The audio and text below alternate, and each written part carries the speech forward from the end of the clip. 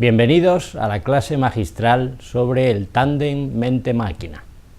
En esta clase quisiera desarrollar las características que puede tener el cerebro humano en comparación con una máquina y no entrar en la disquisición si la máquina puede sustituir o no al hombre, que evidentemente lo hace en muchas tareas de mecanización en procesos, más bien en cómo puede complementarla a la hora de ayudarnos en el apoyo a la toma de decisiones. Para ello vamos a tratar inicialmente algunas características del cerebro humano. Hablaré de los mecanismos básicos, aquellos mecanismos que tenemos todos en nuestro cerebro y que nos permiten hacer y progresar en nuestro pensamiento de una manera básica. Luego hablaré de la mente, en la cual ya veremos cómo podemos medirla a través de las diversas inteligencias. Seguiré hablando de una comparativa entre el cerebro y el ordenador, para que veamos en qué puede complementarse y en qué nos puede ayudar principalmente una máquina, un ordenador.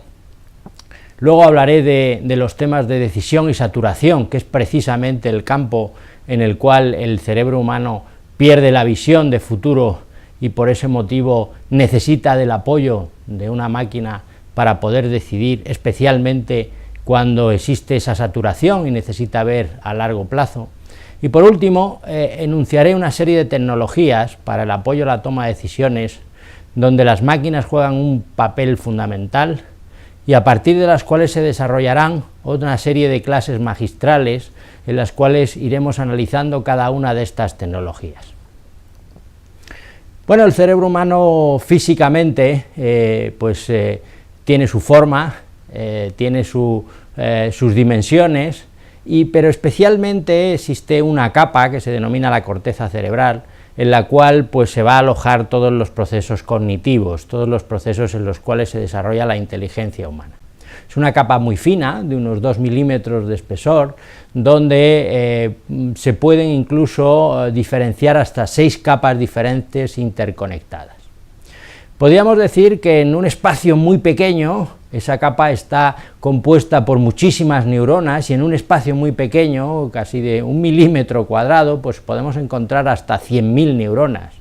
Y se estima que en nuestro cerebro se pueden albergar del orden de los 30.000 millones de neuronas, es decir, ese es el elemento fundamental a partir del cual se va a desarrollar toda la actividad cerebral, ¿no?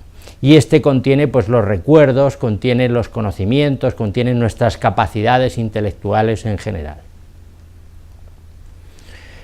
Vamos a ver algunos mecanismos básicos en los cuales utilizamos todos, ¿no? El primer mecanismo es el mecanismo de memoria-predicción. Quiero ilustrarlo de una manera sencilla, de forma que vean que es un mecanismo que es único, que utiliza el ser humano, que es muy difícil de implementar en una máquina, en un ordenador, y que consiste en que, viendo y reconociendo pequeños patrones, somos capaces de extrapolar cuál es el significado global o qué es lo que estamos viendo en este ejemplo concreto con respecto a la visión, qué es lo que estamos viendo en una imagen. Si se fijan ustedes en la imagen de la izquierda, estamos diferenciando pequeñas manchas de color marrón, y en esa búsqueda que hacemos alrededor de las manchas empezamos a identificar una serie de perfiles y al final empezamos a encontrar caballos, ¿no? Si cuentan ustedes el número de caballos que pueden haber ahí, pueden ver hasta 5 caballos en los cuales están colocados de una manera pertinente, ¿no?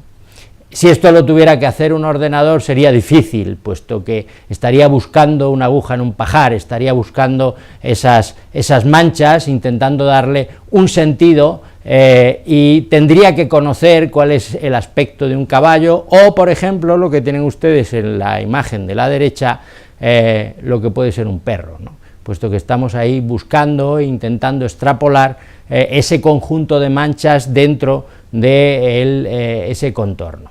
Bueno, este es el mecanismo de memoria-predicción. Tenemos almacenada en nuestra memoria una serie de imágenes, vemos algo con nuestros sentidos e intentamos predecir qué es lo que estamos viendo.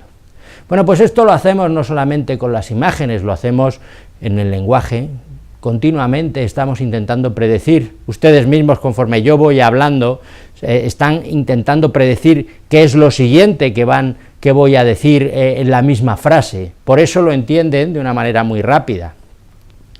En el ejemplo siguiente, son ustedes capaces de leer la primera frase, aunque esta frase esté desordenada, e incluso son capaces de leer la segunda frase, aunque a lo mejor no sean, pues, no tengan un inglés muy fluido, ¿no? El mecanismo que está funcionando en la lectura de ambas frases es el mismo, es el de memoria-predicción. Estamos intentando reconocer un patrón, aunque este patrón está desordenado, buscamos en nuestra mente ese patrón que tiene sentido. Y además aparece un doble mecanismo, puesto que a la vez que vamos leyendo, vamos dando sentido a la frase, y en ese sentido de la frase vamos yendo cada vez más rápido, y somos capaces de leer mucho más rápido, puesto que ya no solo reconocemos la palabra, sino que la propia frase va teniendo sentido a la vez que vamos leyendo. Pues hay dos mecanismos más que son importantes dentro de nuestro cerebro. El primero es la memoria autoasociativa. En la memoria autoasociativa somos capaces de reconstruir elementos completos a partir de determinados patrones, ¿no? En esa memoria autoasociativa, simplemente con enseñarnos una parte somos capaces de intentar ver el todo. Estoy seguro que han sido capaces de reconocer esta canción, aunque no sea Navidad, ¿no? Y por último, el otro mecanismo que es importantísimo y que no lo tienen todos los seres vivos, lo ha desarrollado nuestro cerebro, es el de las estructuras invariables. Somos capaces de, a partir del aprendizaje con un contexto determinado, establecer una estructura invariable que luego nos permite llevarlo a otro contexto, y tenemos la posibilidad de poder resolver problemas con lo que hemos aprendido a partir de esa estructura invariable. Si sabemos cuál es el mecanismo de una llave con una puerta, podremos abrir, aunque nos cambien la llave, nos cambien la puerta. Esto un robot lo tiene más difícil, el que a una máquina le cambiemos el contexto y que sea capaz de adaptarse es bastante complejo. Bueno, pues con estos tres mecanismos nosotros, el ser humano, somos capaces de adaptarnos a nuestro entorno y evolucionamos. Pasemos al siguiente concepto, puesto que lo que hemos visto anteriormente estaba relacionado con mecanismos del cerebro. Ahora nos vamos a meter con mecanismos de la mente. La mente está por encima del cerebro, es capaz de manejar todas esas estructuras, y es capaz de absorber esa información para extrapolar nuevos significados. De ahí aparece todo el tema de las inteligencias. Nuestro cerebro, desde un punto de vista físico, se ha ido evolucionando, y a partir de un cerebro primitivo, que era muy parecido al del resto de los seres vivos, y ha ido evolucionando con diversas capas, y desde el bulbo raquídeo, donde tenemos esa apreciación de los sentidos, hemos ido creciendo en este cerebro. Bueno, más arriba de la mente, pues nos podemos encontrar algo que puede ser importante para nosotros, es donde puede estar localizada el alma. Veamos algunas contraposiciones. Inicialmente he hablado de ese cerebro primitivo en comparación con el cerebro evolucionado. Los seres vivos, todos, la mayoría, tienen su cerebro primitivo, más o menos con ciertas evoluciones según las especies. El ser humano es el que ha evolucionado más en cuanto a su cerebro y tiene una mayor capacidad. Dentro de esa estructura que podemos ver clara desde el punto de vista físico, se generan lo que denominamos dos tipos de inteligencias que predominan o más en unas personas o en otros, ¿no? Es lo que llamamos una inteligencia formal, y es la inteligencia clásica, en la cual se habla, pues, de poder medir la inteligencia verbal, la espacial, la abstracta, el poder matemático que podemos tener de cálculo, el poder racional. Y por el contrario está la inteligencia emocional, donde somos capaces de tener habilidades de interrelación social, de relación interpersonal, de extrapolar situaciones que pueden ocurrir, capacidad musical, capacidad kinestésica en el movimiento. y además desarrollamos pues miedos, emociones, etc. Cada una de estas inteligencias pues ha sido medida a lo largo de la historia. Inicialmente pues la primera, la inteligencia formal, pues a través de los test de Terman, ¿no?, el coeficiente de inteligencia, y Garner ha sido el científico que ha ido sacando adelante todos los estudios en cuanto a los tipos de inteligencia que puede haber. Es importante que cuando en un momento determinado nos quedamos con cierto bloqueo porque racionalmente no podemos tomar una decisión, porque estamos viendo pros y contras y no sabemos qué podemos decidir, nuestro cerebro emocional toma un poco el control y aparece lo que denominamos la intuición. En un momento determinado decidimos, no sabemos por qué, pero ha habido cierto control en esa decisión por parte de la intuición, ¿no? Evidentemente las máquinas no tienen intuición, como veremos ahora más adelante, ¿no?, pero es un mecanismo que nos evita el bloqueo en cuanto a la decisión racional y que nos permite tomar decisiones en el ámbito que estemos. Vamos a ver entonces una comparativa entre lo que puede ser ese cerebro humano y ese ordenador, ¿no?, esa máquina. El cerebro aprende por patrones. Conforme vamos aprendiendo, pues vamos almacenándolo en nuestra corteza cerebral, esas experiencias que vamos teniendo. Somos muy rápidos pensando, todos ustedes son conscientes que la mente vuela, pero vuela porque estamos pensando en esa computación paralela, cambiamos de ideas y conectamos unas con otras, a la vez que somos creativos. Tenemos capacidad adaptativa, como les he explicado en el ejemplo de la llave, somos capaces de adaptarnos a cualquier nueva situación a partir de experiencias que hemos tenido anteriormente. Una gran memoria, en esos 30.000 millones de neuronas estamos almacenando un montón de recuerdos y almacenamos todas nuestras vivencias. Y a partir de ahí somos capaces de predecir con base en nuestra experiencia, y además tenemos la intuición, ese mecanismo que cuando no podemos dar una solución de tipo racional, nos evita el bloqueo. Por otro lado, el ordenador pues es más rápido computacionalmente, pero tiene un problema: su procesamiento es en serie, por mucho paralelismo que estemos buscando en cuanto a la computación. Su computación es algorítmica, no es como esa computación paralela adaptativa que teníamos en el cerebro, hay que darle un algoritmo para que vaya resolviendo. No tiene capacidad adaptativa, no es capaz de a partir de un problema resolver otros en un dominio amplio, pero sí es capaz de procesar un número de estados elevado, es capaz de hacer operaciones muy rápidas y almacenarlas y llegar más allá de lo que en ese tipo de problemas que intentaríamos resolver con el cerebro humano tendríamos una limitación, tendríamos una saturación, y eso sí lo puede hacer el ordenador, y a lo largo de estas clases magistrales quisiera demostrarles cómo. Bueno, vamos a ver entonces el tema de decisión y de saturación, que es bastante interesante. Algunas definiciones: la primera, la de mando y control, puesto que es una actividad del ser humano. Son actividades que van orientadas a dirigir proyectos o actividades o acciones con la idea de alcanzar unos objetivos.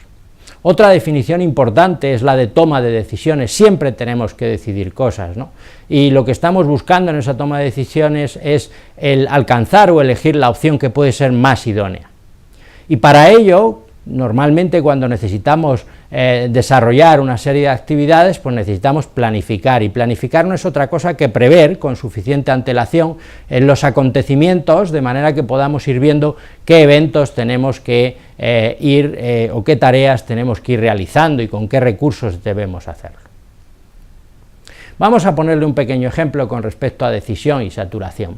Nos vamos a encontrar siempre con datos, y esos datos cuando están unidos dentro de un contexto van a producir información, y esa relación entre los datos que producen información, cuando hay relaciones entre las informaciones, van a producir conocimiento. Imagínense ustedes que les transmito unas coordenadas de unos puntos que denominamos estratégicos, y son coordenadas que podemos encontrar en un mapa, en un plano, ¿no?, y unos datos que tenemos de una incursión de tipo aérea, ¿no?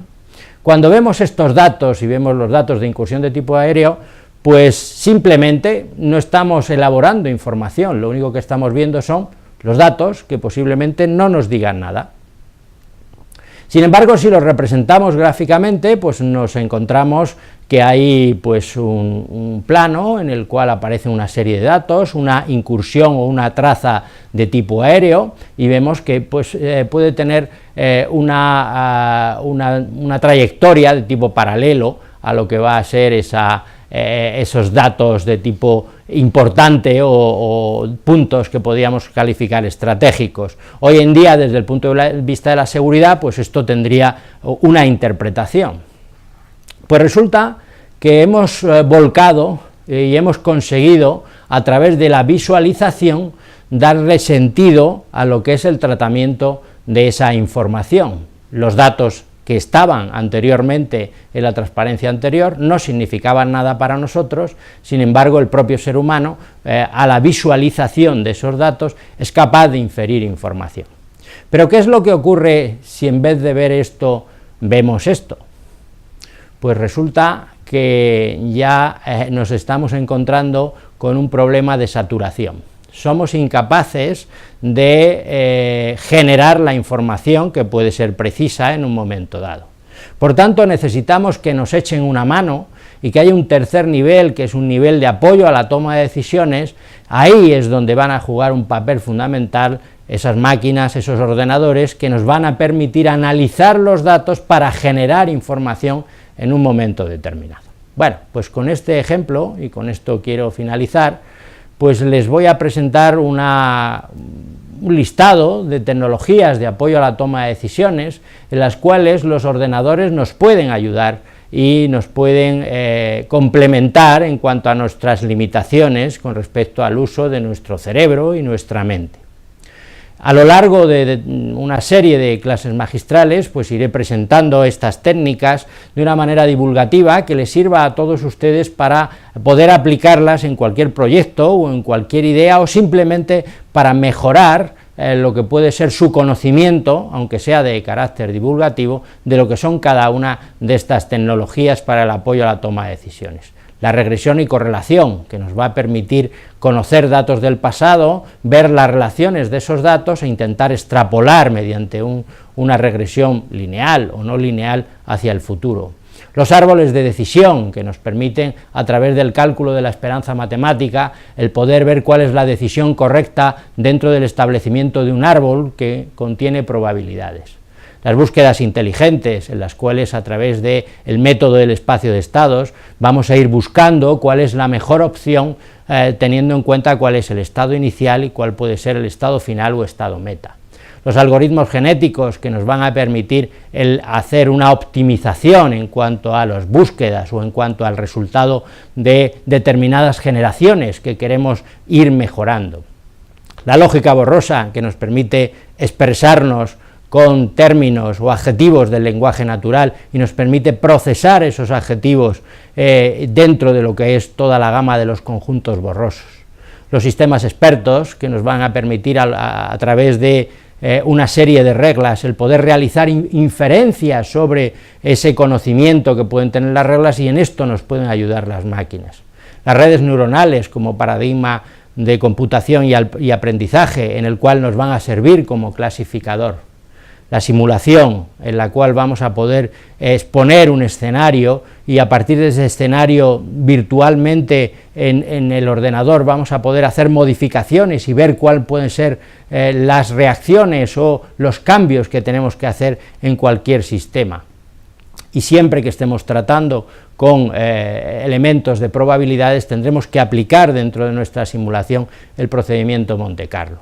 Y por último, algo que es importante, y es el Big Data y todo lo que es la fusión de datos. Hoy en día utilizamos mucho todos los datos, tenemos exceso de datos, entramos ya en nivel de saturación de datos y nos hacen falta las tecnologías para el apoyo a la toma de decisiones, de manera que podamos extractar esa información y ese conocimiento. Bueno, pues nada más, les agradezco el que hayan asistido a esta clase magistral y les invito a que vean el desarrollo de las siguientes clases magistrales relativas a estas tecnologías para el apoyo a la toma de decisiones. Muchas gracias.